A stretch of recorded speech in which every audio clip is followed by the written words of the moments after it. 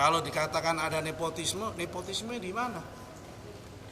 Kalau nepotisme itu, kalau presiden mengangkat menteri anaknya nepotisme.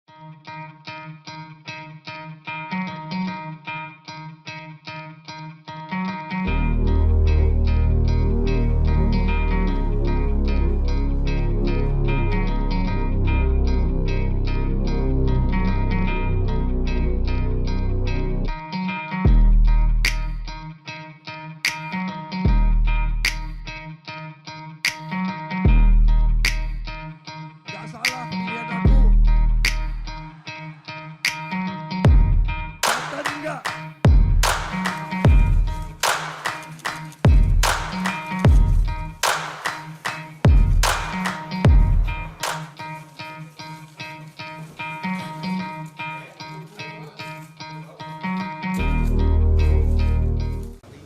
Kalau dikatakan ada nepotisme, nepotisme di mana? Kalau nepotisme itu, kalau presiden mengangkat menteri anaknya nepotisme. Kalau pejabatnya itu elected, pejabatnya itu appointed. Seorang bupati mengangkat kepala dinas atau mengangkat sekda, anaknya atau istrinya, itu namanya nepotisme. Tapi kalau ini yang milih rakyat, yang milih ini rakyat sekali lagi. Yang milih rakyat, ya biarkan rakyat menginginkan jabatan elected kan gak ada nepotisme. Nepotismenya di mana kalau elected? Yang milih rakyat. Memang suaranya Pak Jokowi mau memilih anaknya kan cuma satu juga. Kalau Pak Jokowi milih, kalau bapak-bapak kamu milih kan ya mohon maaf gak jadi juga. Oh yang milih itu semua rakyat. Hak suaranya presiden juga satu. Hak suaranya petani ya juga satu, sama-sama satu. Yuk kita hormati proses demokratisasi ini. Bermain dengan sehat, tidak usah saling jegal-menjegal, ya kan, tidak usah mengatakan kalau demokrasi tasya sini luka. Apa yang demokrasi luka? Semua bebas, memang semua orang itu berhak untuk memilih. Kalau dikatakan ada konflik interest kan sudah semua. Dalil-dalil yang disampaikan kepada Pak Anwar Usman, persoalan masalah etik kan sudah dijawab semua oleh MK. Jangan tidak terbukti semua katanya dia ada intervensi. Intervensi di mana? Semua saksi mengatakan tidak ada intervensi. Jadi apa yang disampaikan ada manipulasi hukum, manipulasi tragedi, ada apalagi semua tragedi konstitusi dan sebagainya. Ini adalah persepsi yang dibangun yang tujuannya hanya satu, supaya nggak boleh ada anak muda tampil di Indonesia. Saya kira itu aja. Kenapa? Karena ada kelompok-kelompok tertentu dan pihak-pihak tertentu yang tidak ingin Indonesia itu mandiri, yang tidak ingin ada rekonsiliasi di Indonesia, yang tidak ingin ada keberlanjutan di Indonesia. Maunya adalah tumpas kelor terus-menerus. Tidak ingin ada hilirisasi, tidak ingin ada keberlanjutan, tidak ingin ada persatuan. Saya kira itu aja sebetulnya ini proses permainannya ini itu aja proses game yang sedang dibangun dalam rangka untuk mempengaruhi opini publik. Kita semua sadar ini sebetulnya nggak ada apa-apa, tapi dibesar-besarkan saja, nggak ada apa-apa. Ya kalau memang menganggap ini Pak Jokowi rekayasanya di mana? Hakim-hakim itu memang gampang, 9 orang direkayasa.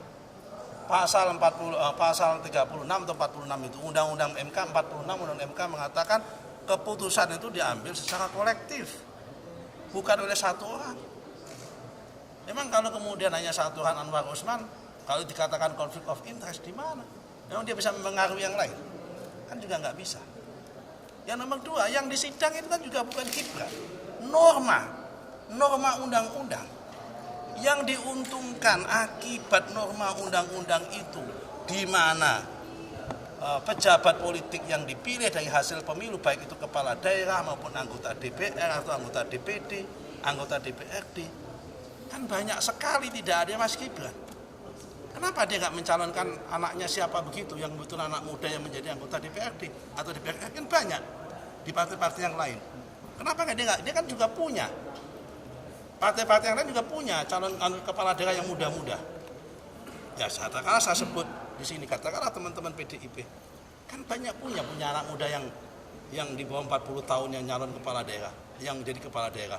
Ada teman saya Samsul, Bupati Trenggalek, kebetulan dulu anak buah saya di Ansor, di bawah 40 tahun. Ada juga namanya Gus Yani, Bupati Gresik, juga di bawah 40 tahun anak buah saya di Ansor dulu. Kenapa nggak itu dimajukan aja? Kok seakan-akan ini hanya Mas Gibran? Hanya karena mereka tidak mau anak muda tampil. Kita mau anak muda tampil. Itu aja Mas. Di mana norma kok dianggap konflik of interest, di mana norma? Ya kan? Kecuali kalau yang digugat itu adalah Gibran. Nanti misal hasil pemilu, Gibran sebagai peserta pemilu, itu mungkin ada konflik of interest-nya. Mungkin meskipun tidak hanya Gibran yang disingkat dan tidak pribadi, tapi hasil pemilu yang disengketa adalah KPU. Tapi karena dia sebagai peserta pihak terkait, mungkin ada konflik of interest. Tapi kalau ini norma undang-undang, kepala daerah aja ada 63 yang usia di bawah 40 tahun. Kemudian belum anggota DPR di bawah 40 tahun, belum anggota DPRD. Ini persoalannya tidak hanya masalah mau nggak mau. Karena nggak mau, takut kalah, karena Indonesia ini 56% pemilihnya adalah anak muda generasi milenial, maka harus dihambat. Karena takut akan mendapatkan dukungan anak muda yang banyak.